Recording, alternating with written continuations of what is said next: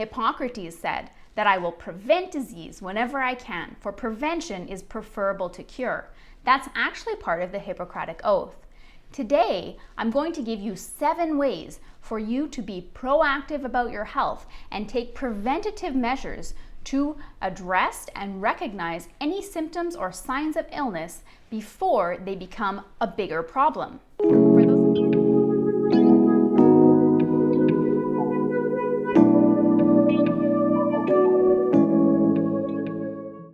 When we talk about self-care, people think about maybe having a nice glass of wine, going to a beach, going on vacation somewhere, but really self-care is so much more than that, and it is incredibly important. Did you know that there are actually 7 pillars of self-care? People with strong health literacy skills enjoy better health and well-being, while those with weaker skills tend to engage in riskier behavior and have poorer health. An organization called The Foundry actually has outlined 7 days of self-care, and if that's of interest to you, you can certainly look that up and maybe give yourself an entire week to prioritize self-care. With all that being said, let's look at the 7 ways that you can prioritize self-care by taking preventative measures immediately. Number 1 is to diligently seek out and schedule important screening tests that you may have missed during the pandemic. This includes things like mammograms, pap smears, prostate exams, full physicals. Your doctor's office is a safe place. Your hospital is also a safe place, and you are very unlikely to get COVID from any of these places. Right now is a great time to seek out these screening tests because it is a time when we are not seeing a high incidence of different respiratory viruses or other flus or illnesses in the community. So it's a good time for you to seek out scheduling these exams and getting them done before we get into flu season in the fall. Number 2, check your body for unusual moles. Now, a reminder here that an unusual mole is a mole that looks different than other moles. It is usually a mole that is maybe larger or it has a different color. It could have irregular borders or an irregular shape, or it's a mole that looks very different from other moles on your skin.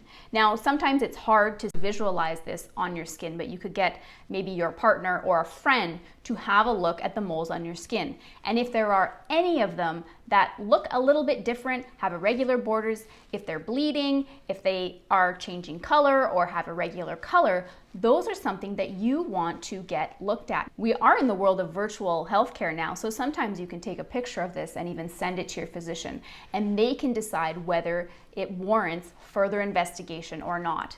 Checking your moles is something that you should do, and it's a really good preventative measure for you to take before an unusual mole turns into a bigger problem. Number 3 is medications.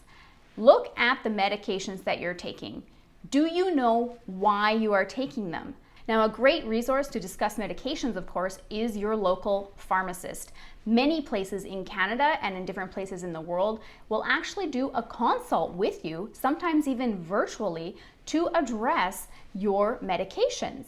And what we do during this kind of consult is we sit down and we do an analysis as to whether these medications are necessary, whether they are working for you, and often we find that people maybe don't need to be taking as many medications as they are, or maybe the dose is not ideal. This is a really simple and easy thing that you can do. This is a great time of year to do this because pharmacies are not incredibly busy with things like flu vaccines or people who are sick and needing antibiotics as much. It's also very informative because I find that a lot of people actually don't know why they're taking certain medications, or they continue taking a medication even though it isn't really working for them. This has often been a time when I've actually been able to save people a lot of money because sometimes there's a different formulation available, and often the pharmacist can start to dialogue with the physician and work this out for you. So I would encourage you to call your local pharmacy and book a consult to talk to your pharmacist if you have any questions or concerns about your medications. And this includes number 4, which is Assess your need for vitamins and supplements. Many people take supplements and they spend so much money on these supplements and they don't even know if they're working for them. The other thing about supplements is that they can interact with prescription medications. And so it's a good idea to bring those vitamins and supplements to your pharmacist and just ask, what do you think about this? Is this okay for me? Would this interact with my medication? And this could also lead to a discussion as to whether this particular vitamin or supplement is actually having the effect that you are hoping that it will, and whether that cost-benefit analysis works in your favor. Tip number 5 is to reduce your alcohol consumption. Many people around the world have increased their alcohol consumption during the pandemic, and we are now seeing that even mild to moderate alcohol consumption can lead to different illnesses like cancer. This is something that has been demonstrated in the literature recently, and I will leave the link to this study that was just released in the description of this video. Reducing your alcohol consumption gradually rather than just trying to stop immediately is probably a lot easier. However, if you are able to just cut out your alcohol consumption immediately, all the power to you. Item number 6, try to declutter your kitchen cupboards and your fridge. Often people think that we need to just buy more healthy foods. But if you are already having trouble in your cupboards and with your organization in your kitchen, it's not really going to be a pleasant place to be able to prepare nutritious foods that will serve your family and your body that much better. Now, if you're interested in learning more about taking a more compassionate approach to changing your diet, I'd highly recommend the interview I did with pharmacist Laura Heath, who overcame emotional eating herself. And it's just a really encouraging and enlightening interview that teaches you just how to be more compassionate about yourself and how to take those first steps towards eating more nutritiously and how that can improve your overall approach to your life. The last step I have here is to care for others. Dr. Raj Batla from the Royal Mental Health Care Center has actually said that helping others and caring for others is actually not that much different than self-care.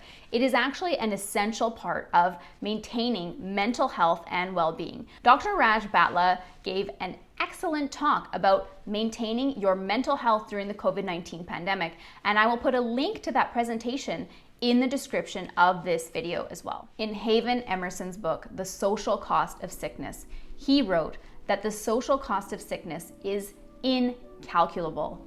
The prevention of disease, for the most part, is a matter of education, the cost is moderate, and the results are certain and easily demonstrated. We can talk all day about COVID-19 and how COVID-19 has affected our lives, but don't let that distract you from your own self-care, your own personal health, and that of your families. By acting on the advice I've given you today, you can take a proactive stance for your health. You advocate for your own health and that of your families, and in doing that, you prevent illness. Thank you so much for joining me. Take care and stay healthy. Bye-bye.